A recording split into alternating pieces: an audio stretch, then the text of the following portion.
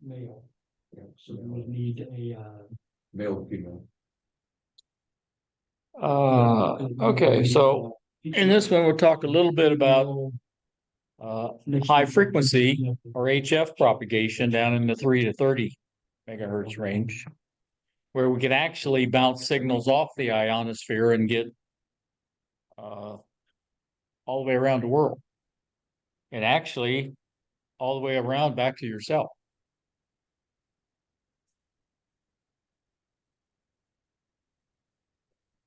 Comes back with a little delay.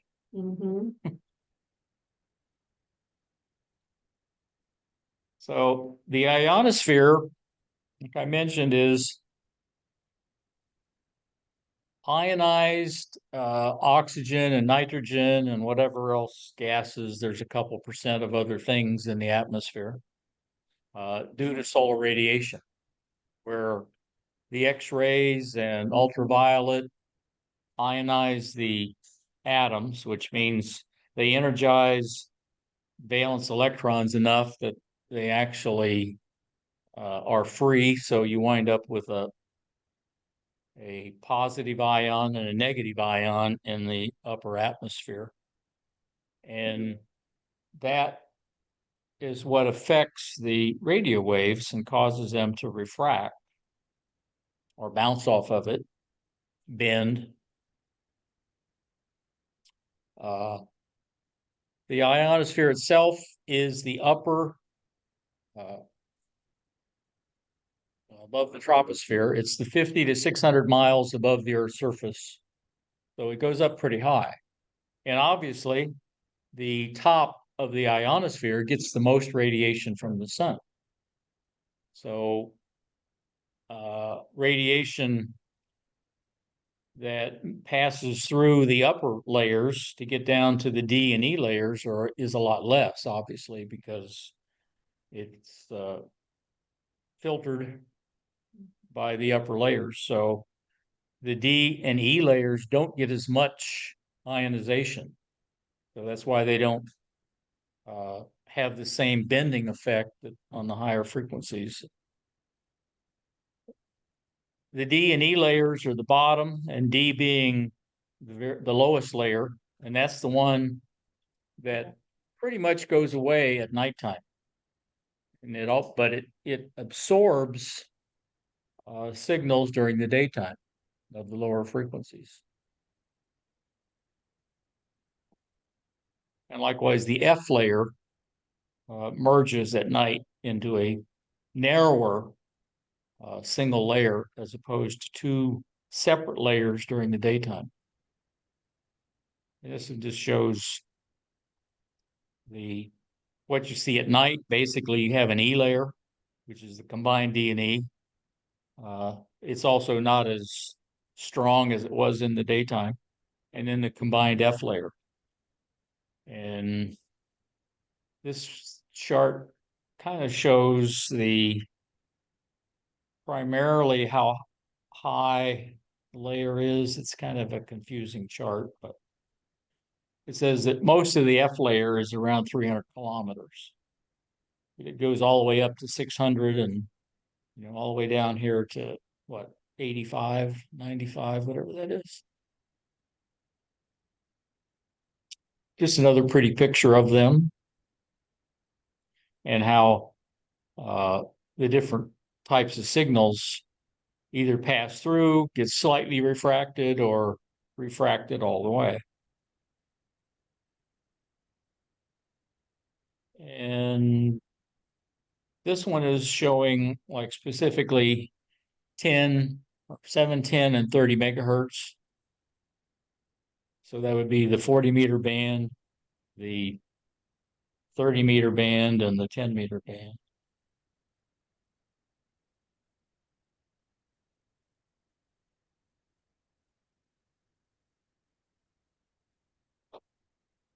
Oh, didn't realize it put so many in there. This one is showing the difference in like a 20 megahertz signal is going to penetrate farther into the ionosphere.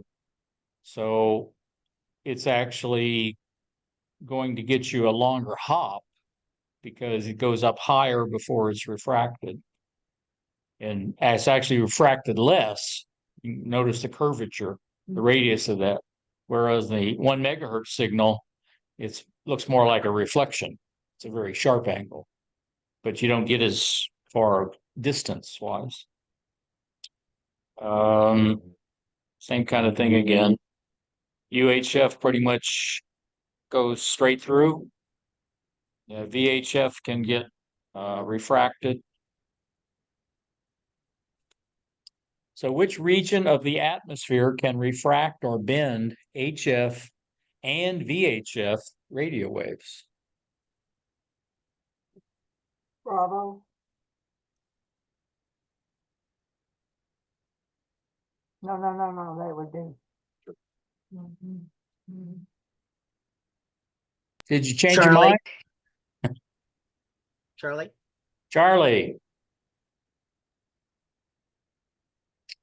What is the characteristic of HF communication compared with communications on VHF and higher frequencies?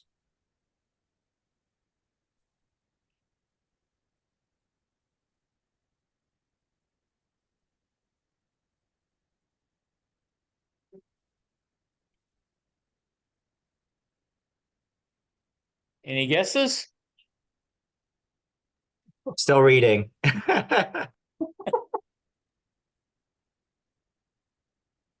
Let's go with Charlie. Sounds good to me.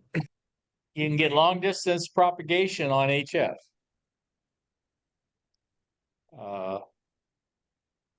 Pretty much consistently. Okay, sunspot cycles, which is actually what causes the ionization, which allows for the propagation so that signals can get refracted. The 6 and 10 meter HF bands tend to work best when there's many sunspots. They're much more sunspot dependent. Like I said earlier, it's an 11-year cycle. We're getting very close, if not at the peak of the current cycle. So propagation has been very good for the last year or two. And it'll probably still be good for another couple of years. And then really start to decrease. And then before we hit cycle 26. I'm going to make a prediction now that as the HF, the sunspot cycle starts to decrease, the popularity of UHF and VHF probably going to spike.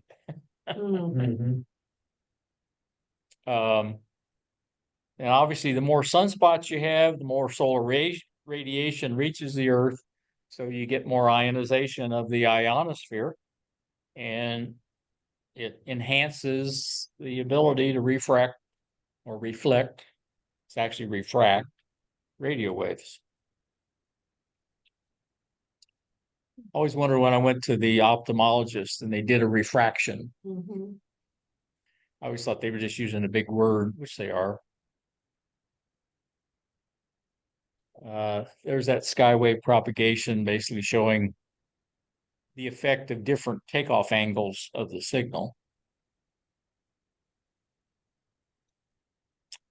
And the difference between the daytime layers and the nighttime layers on how they collapse at night.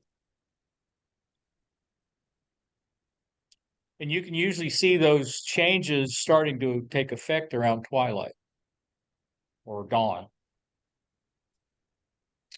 And there's also, which I don't think we talk about, there's another effect, the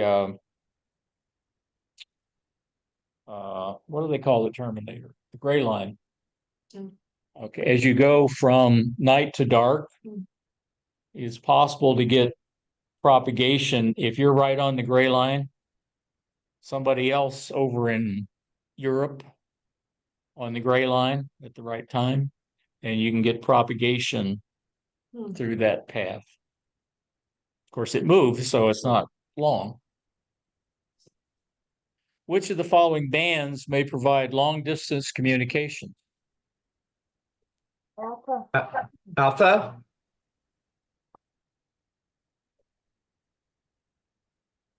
I think it's alpha. Okay. Because the ionosphere changes throughout the day because of the sun and the earth rotating, so we get, more radiation at basically noon than we do at night. We get the best propagation on the 10, 15, and 20 meter bands during the day, although I don't see that much decrease, at least currently, at night on the 20 meter band. Propagation's best on the 160, 80, and 40 at night.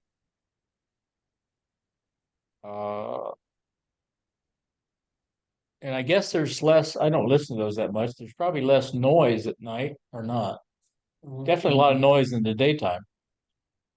On which band? The 160 and 80. Yeah, I have no experience on either of those bands at all, but I have been told that less noise at night. You can get fading because of the ionosphere is not a nice, like in the picture, this nice band that you draw. Well, it's got a kind of like clouds. It's kind of a lumpy surface. So you're not refracting off of a smooth surface. So depending on where it hits, can change that angle of refraction, and it is moving and changing. So that's why you don't get a constant refraction during the day because it changes. And because of that, you can kind of get a multipath sort of effect because it can be bouncing off of certain areas and you get a couple different paths back. There's our band chart for everything, okay, which you're only really interested in the 10 and up for now. Jeez. I'm getting a lot of emails. They want me to fix a drawing. What is generally the best time for long distance 10 meter band propagation via the F region?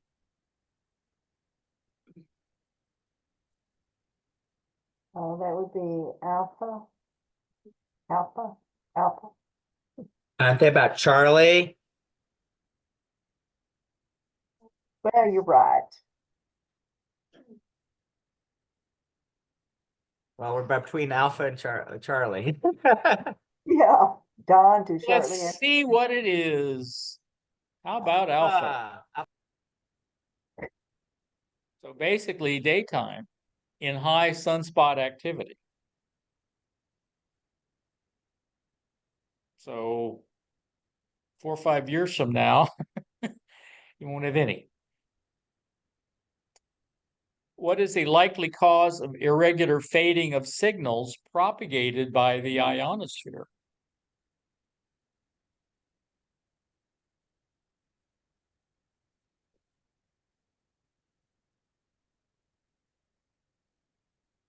That would be delta.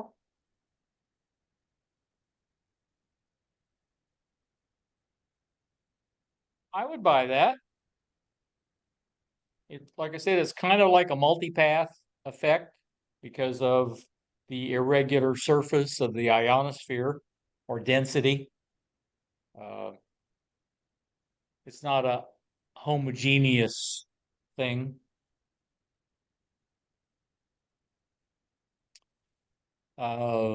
Polarization.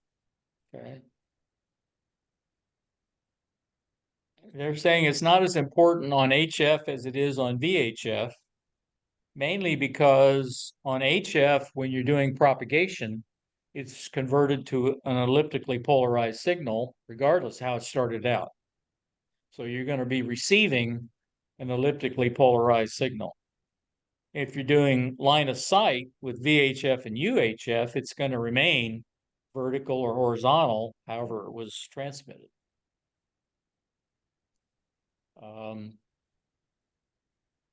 And because of the refraction effect, it won't even try to explain how it converts it to an elliptically polarized signal. I think it has to do with changing the phase of part of the signal, but the bottom line is it comes out elliptically polarized. So it really doesn't matter whether you use a horizontal or vertical for HF if you're trying to rely on propagation. Now, if you were doing, well, let's see, I suspect NVIS is probably still elliptical. I don't know. Well, yeah, bouncing off of. You would assume it's the same effect. If you were to try to do some sort of line of sight on HF, then your antenna might matter. Which of the following results from the fact that signals propagated by the ionosphere are elliptically polarized?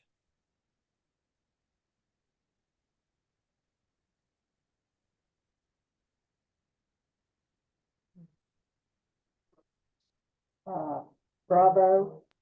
Bravo. Bravo. Okay, so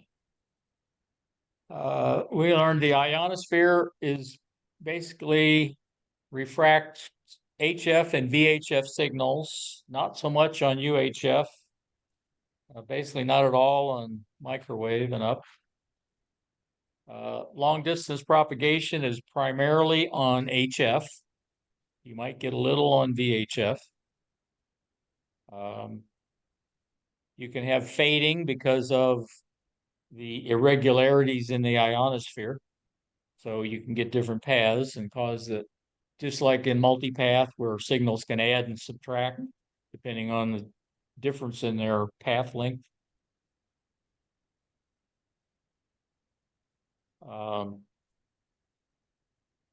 And even though we didn't talk about it, you can have what's called the long path and the short path. The short path is the shortest path between point A and point B, where you might have one hop or two hops. The long path is going in the opposite direction around the Earth from point A to point B. So it's many hops. And sometimes the long path is better than the short path. I'd say not often, but it can be depending on conditions and the propagation.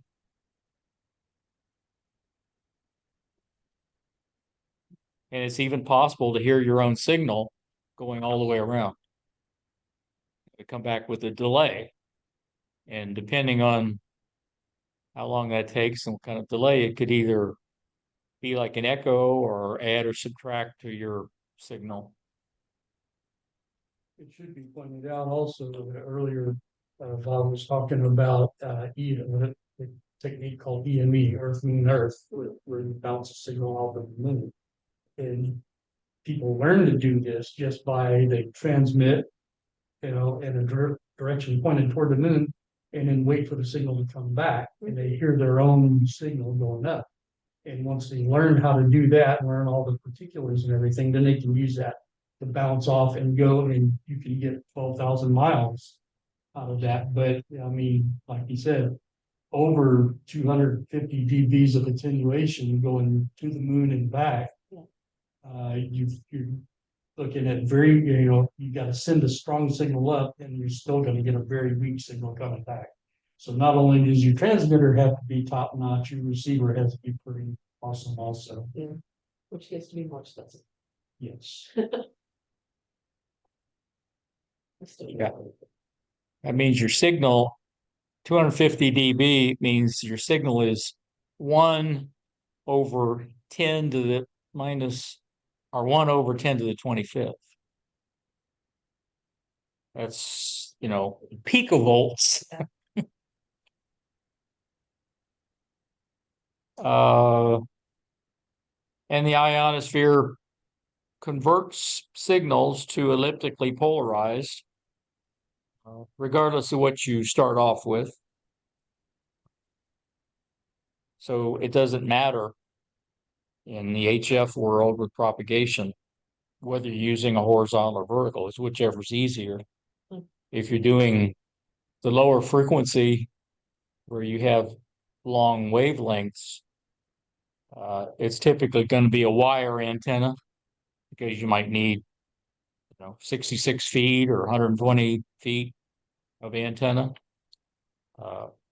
It's normally going to be some form of horizontal, maybe an inverted V, where you have a mast or something or a tower, and you can have the center of it high and it drops down. But that's essentially horizontal. It actually would slightly give you slanted, but because of propagation, it doesn't make any difference.